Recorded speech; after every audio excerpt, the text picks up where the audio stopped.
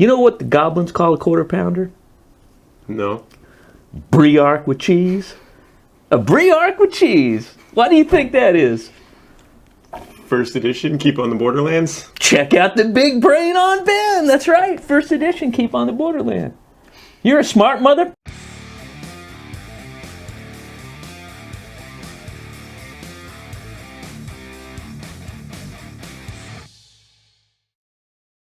Hi, everybody. Hey, welcome back. We are talking about a cool magic item that Brian came up with and incorporated into our weekly D&D session. We found this in a giant lair, and it was really cool, and we decided we got to talk about it on the show. Yes.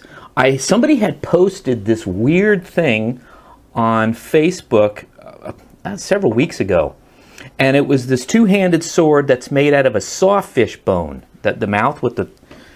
And I thought, okay, this isn't real. Yeah. And I looked at it, and it was. It was made for the King of Bavaria in like I think it was the early 1500s. Some kind of present for him. And it's a real thing.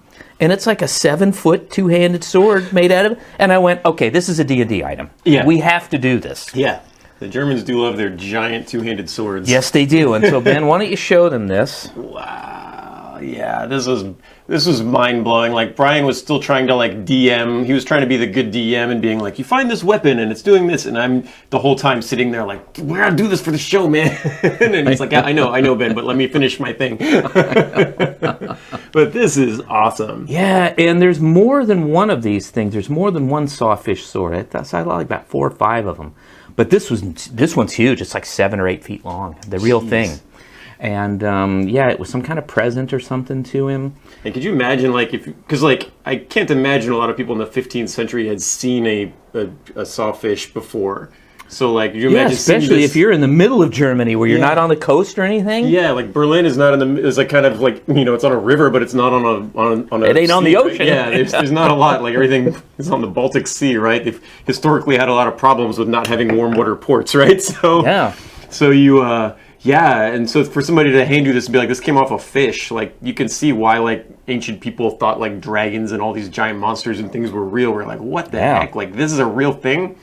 Yeah, it's crazy. This looks like a dinosaur type deal. Yeah. You know, and I thought, this will make the coolest weapon, so I made it, I think, a +2 or +3 sword, and it's got an extra plus if you're fighting waterborne creatures of any kind. That. Yeah. So it gives you a special thing, and of course you have to have... you have to be a certain size to wield it. Obviously, a gnome couldn't wield, so you have to be man size or bigger to use it. And yet the person who ended up getting into the game was my nephew. My nephew, Mo. So, Mo, if you're watching this, you get to brag to all your buddies that your character has this thing. So he was so happy when he got it. He was happy, and then we antagonized a bunch of ogres, and then we ran into a room, and as soon as the first one came in, he was standing beside the door, and we just whacked him in half.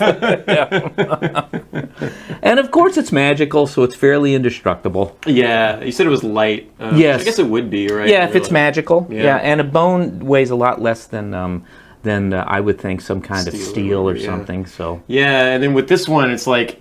even more than like a slash, it's like a pierce, right? It cuts and then you kind of pull and rip. You know what it reminds me of? It kind of looks like those chainsaw swords from Warhammer. Yeah, like a Warhammer 40K, it does. Chainsaw sword. That's kind of what it looks like, but man, it's so awesome that this is a real thing. And because it was spiky like that, I was wondering if Dungeon Masters could allow clerics to use it. Because it's a sword, but it's kind of not a sword. It's a spiky thing. Yeah.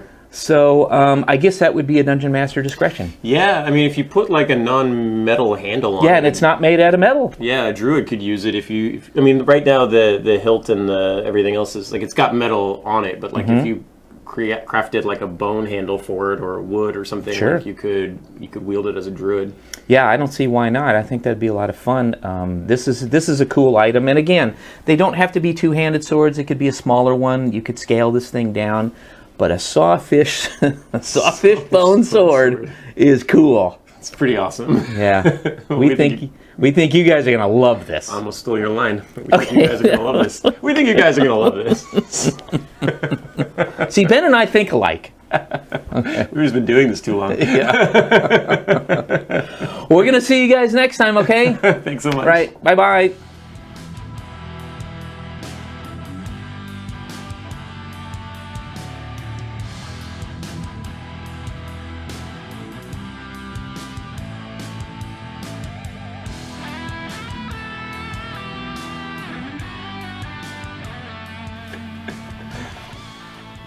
What's Briark? So in Keep on the Borderland, that is one of the rumors in Keep on the Borderland. If you scream Briark at goblins, you're basically saying, "Hey, Rube." And so ever since that first edition, the word Briark is associated with goblins. It's like a goblin swear It's word, like a goblin curse word or some kind of challenge or something like that. So Briark. now, do you want to do this bit again? And then you can name the reference, and I'll go check out the big brain on Ben. Because that could be a fun bit. Okay, here we go. This is going to be good. 1, 2, 3.